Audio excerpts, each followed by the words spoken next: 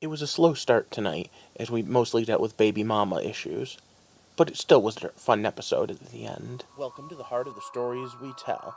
My name is Rob, and tonight I will be reviewing Wynonna Earp, Episode 9, Season 2. Wynonna asks Doc to make an impossible choice. Waverly makes a new friend while an old one terrorizes her. Forever mine, never mind. As we wrap into the last third of the season here, things are about to get interesting, and boom, we have the widows to deal with. Now, I know that they kinda were forced to do part of this season the way they did, but I think if anything, forcing their hand made it better. Let's get into specifics as we get into the weeds. So once again, it's stop. Spoiler time. So I guess we start by talking about the ring and about the deal and the fact that Wynonna wants to break the ring. Or maybe we should back it up a little bit and talk about the demonic entity and the fact that we now have confirmed that the witch is dead. Ding dong. Alright, I won't sing. Doc really doesn't want to give up the ring, and I don't blame him. It is his immortality. Now, the question of what's going to happen to him when he takes off the ring, I bet plays more in his mind than it does on his face. Let's be honest, though. This show is not getting rid of Doc Holliday. So even 5 minutes, 10 minutes into this episode, I already knew.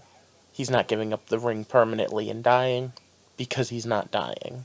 So the question of the night, immortality, agelessness, however you want to put it, if you had it, could you give it up? What would it take for you to give up the ability to live forever and not suffer from disease? Now I'm going to just kind of slide over into the Waverly part of the episode, the subplot, the whole thing between her and Nicole and the fact that she's not really an Earp, although I'm still questioning that because at the end of the day she was at least raised an Earp. And there was this quote that just blew my mind. If everything were perfect, champagne wouldn't have bubbles. Mind blown. But alright, so good old stalker dude is coming back after them, and as such, that's their subplot, their problem. You know what? Everything in Purgatory is screwed up right now. And let's not forget, good old Bobo Del Rey is still reanimated and walking around. So, okay, enough with the side plots for a second. Let's get back to Doc and Wynonna have to go hunting the spirit of the painting, the demonic thing. Yeah, they don't really name them that well here, so I'm not really sure what it is. But it's a pretty awesome concept and a great way to sneak something into the house past all of the guards and wards. Now, normally this is where I recap the rest of what was going on all night and tell you what I thought was cool and what I didn't, but I think I'm going to do it a little differently tonight. Because there was this overarching theme, and it's one that Wynonna Earp does very well. What is your family? Where is it you belong? It's a primordial question. But I want you to think about this for a second. I want you to think about Doc wanting to never see someone cry themselves to death like his mother did, never wanting to slowly fade away like she did. And about Waverly, who no longer knows who she is, even though she's the same person she was yesterday. Or even little Mr. Creepy, who sits there and says, hey, I always wanted a family that supported me, and then once the demons took over the faces and bodies of my siblings, I thought for a minute I knew where I belonged. I had the family I always wanted. Well, it's kind of a funny thing, isn't it? Because the family he always wanted was a demonic family, evidently. And he found out pretty quickly, actually, that he didn't really want it. And now, think about Waverly, and the fact that she just kissed and made out with a revenant. Yeah, by the way, we could have figured out she was a revenant a while ago. And remember that, was it last week or 2 weeks ago, that we found out Wynonna slept with one.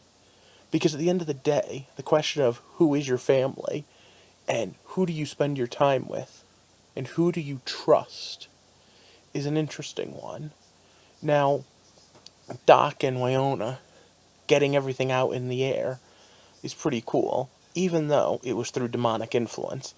Let's be honest, once things started revving up there, we knew that it was an influence. And I want you to think back, even if you're not going to tell me in the comments, although I'd like you to. Do you relate at all to any of the characters tonight?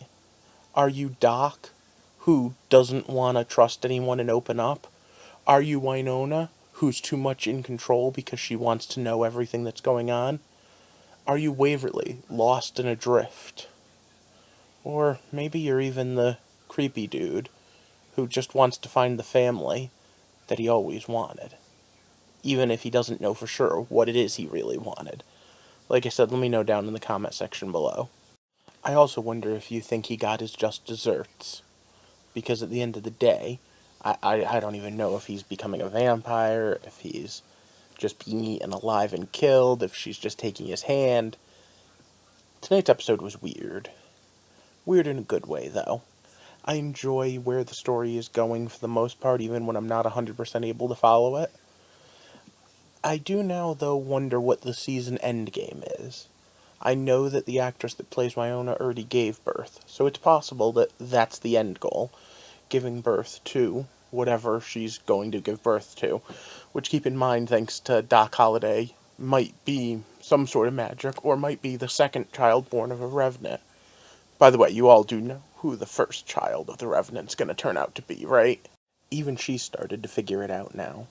Of course, she also has to deal with the fact that she has, like, the 10th worst drunk mode texting that anyone's ever had. Maybe the 12th or 13th worst that I know of. Huh.